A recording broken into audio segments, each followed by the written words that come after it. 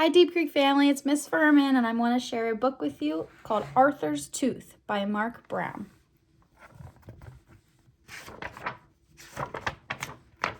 Finally, Arthur had a loose tooth.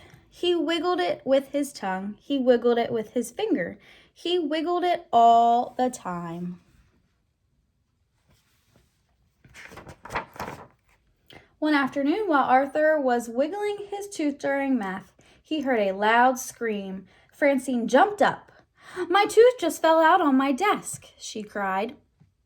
"Class, how many of you have lost a tooth?"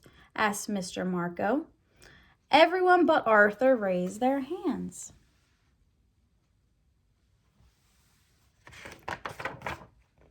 When Arthur got home, he didn't want any milk and cookies. "What's the matter, Arthur?" his mother asked. "I'm the only one in my class who still has all his baby teeth," he complained. "Don't worry," said his sister DW. "Before you know it, all your teeth will fall out and you can get false teeth like Grandma Thora." Arthur persuaded Father to make a special dinner for him: steak, corn on the cob, and peanut brittle. I can't believe one little tooth can take so long to fall out," said Father.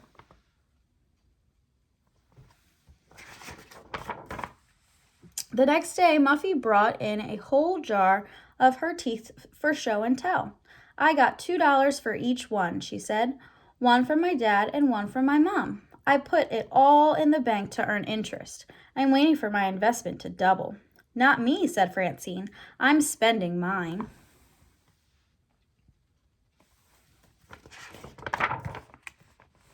Later, the class saw a movie called Nasty Tooth Decay. Between the ages of 4 and 7, the announcer began, "Everyone begins to lose their deciduous or baby teeth." "Everyone except Arthur," shouted Francine. The whole class laughed. Arthur slid down in his seat. He wiggled his tooth as hard as he could.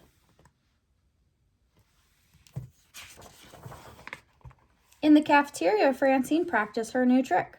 "Look," she said, "I can keep my teeth closed and still drink through a straw.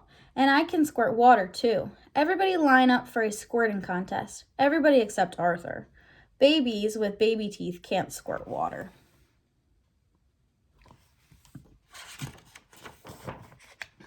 By the next day, Arthur was convinced his loose tooth would never fall out. His friends tried to help. Buster brought carrots for Arthur's lunch. Sue Ellen showed Arthur how to put raisins over his teeth to make it look as if some were missing. The Brain invented a special machine. "It's a tooth remover," he explained. "Just put your head in here." Even Binky Barnes wanted to help. "I can knock that tooth out in 1 second flat," he said.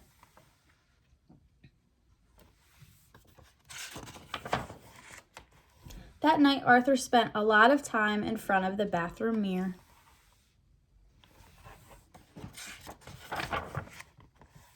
He got up very early the next morning to wiggle his tooth again. "See how much looser it is?" he told his parents. "That's it," said his mother. "You need professional help. You're going to the dentist today."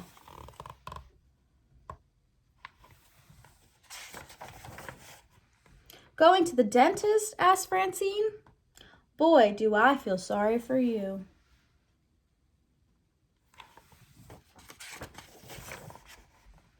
There were other patients waiting to see Dr. Sozio. "Sorry," said the nurse. "We're running late. Have a seat." "Arthur, you were smart to bring a book," said Mother.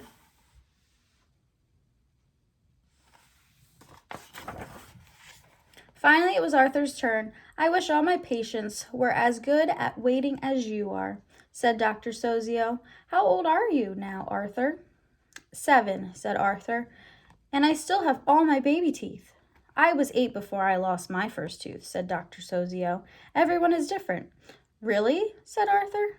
Dr. Sozio examined Arthur's loose tooth.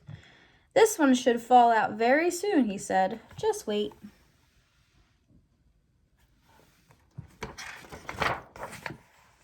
Arthur got back to school just in time for recess. Still have all your baby teeth? Francine asked. Then you can't be in the game. I'm the tooth fairy. Only people who have lost teeth can play. If you're the tooth fairy, said Arthur, I think I'll keep all my teeth. I can wait. He started over to the softball game.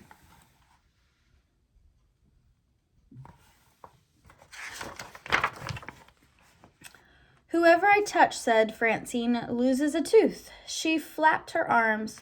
The one who loses the most wins. Francine twirled around and touched Buster. She twirled faster and touched Sue Ellen. Twirling even faster, she slipped and hit Arthur. Sorry, Arthur, Francine said, but I told you no babies allowed.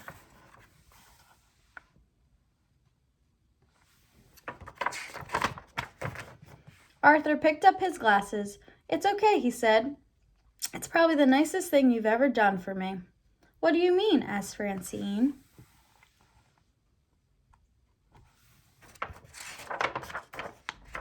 Arthur just smiled. The end. Bye.